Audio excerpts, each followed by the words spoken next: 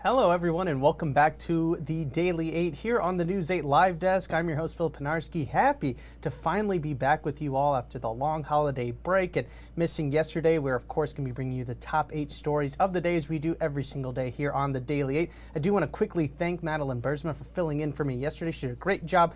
And I do want to, again, thank everybody for tuning in once again to the Daily 8. We're very happy to be back. Again, hopefully you all had a very long and happy holiday break and got the chance to spend time with some family and really just enjoy the holiday time. But we are going to get back into work here on the Daily 8, and we've got 8 stories, as I mentioned, for you all to get to know today. And we begin with our first story of the day. A man from Kent City was sentenced to prison on Monday after he was convicted of sexually assaulting a girl repeatedly for several years while being HIV positive. 31-year-old Christopher Haggerty was found guilty of multiple crimes back in November, including first-degree criminal sexual conduct and engaging in intercourse with an uninformed partner while being tested positive for HIV. The victim told investigators that these crimes began when she was just 5 or 6 years old. Haggerty reportedly told the victim that if she did tell the police that she would, quote, go to hell. Haggerty is now has been sentenced to 25 to 60 years in prison for those crimes. And we have a couple of warnings from law enforcement agencies across West Michigan. First, over in East Grand Rapids, the Department of Public Safety is reminding residents to use caution around potential frozen Reed's Lake, as the ice may not be as thick as you might think. A 13-year-old girl had to be rescued from Reed's Lake after she fell into waist-deep waters this past weekend. And over in Ottawa County, a recent rise in car thefts have prompted the sheriff's office there to issue warnings to residents to remember to lock their vehicles. They've seen not just items being stolen from those cars, but also the cars themselves being stolen. So something to keep an eye out there. And leaders in South Haven have decided to bring in a consultant to help develop what a potential lifeguard program would look like in South Haven. This comes after the City Council voted to approve an agreement with the United States Lifeguard Association during Monday's meeting. While this is a first step, it doesn't guarantee that lifeguards are going to be coming to the beaches in South Haven just yet. The consultant group will work on 2 different lifeguarding plans as far as where to staff them and how many. Results from the consultation are expected to be revealed sometime around March. And as temperatures continue to stay below freezing here in West Michigan and a lot of areas across the country, really, Mel Trotter Ministries here in Grand Rapids will be extending its coat drive by another month. The nonprofit that caters to the homeless population in Grand Rapids made the decision as the need for more wintertime gear continues to climb. Officials also say that fewer donations have also made it difficult to keep people warm this winter. Mel Trotter is aiming to get a total of about 250 coats for those in need. They're also asking for some more specific items to be donated as well, like jeans, sweatshirts, boots, and gloves. You can actually find where to donate these items for that coat drive right now over on woodtv.com.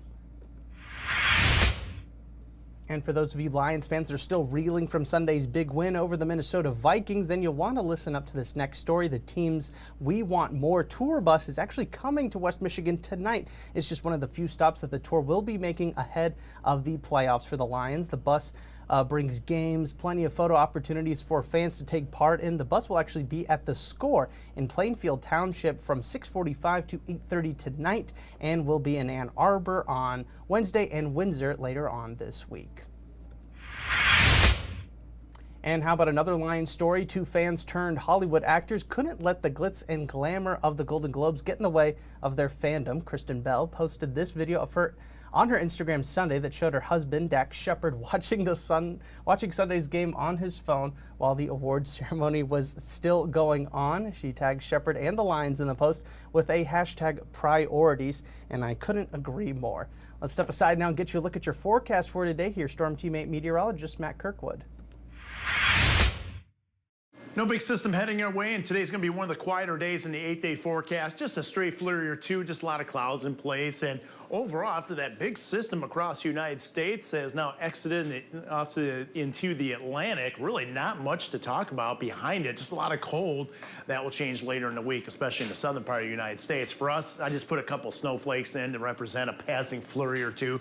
That's essentially it. Sunset time, we keep adding on to that, 5:25 now. Lake effect, I think that's going to develop or intensify a bit tonight, especially along the lake shore, and will continue tomorrow. Areas west of US 131, I think, could easily see 1 to 3 inches of snow. Then a couple clipper systems coming in, one on Friday and another one looks like on Sunday. In that time frame, it could be an area-wide, a couple inches of snow here and there. But overall, the theme is cold, but not a whole lot of snow. No big storm systems heading our way.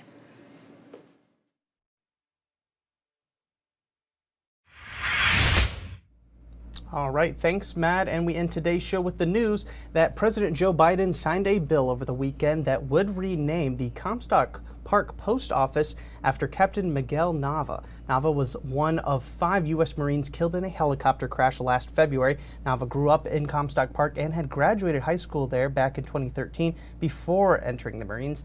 The renamed post office will be located on Leland Avenue off of West River Drive. Representative Hillary Skolton sponsored the bill to change the name of the post office. She called the signing an incredibly meaningful way to start the year. And that's going to do it for us today on the Daily 8. We will, of course, be back again tomorrow with 8 more stories that you need to know for your Wednesday. I want to thank everybody so much for tuning into this latest edition of the News 8 Live Desk. I'm Phil Panarski, and we hope you have a great rest of your day.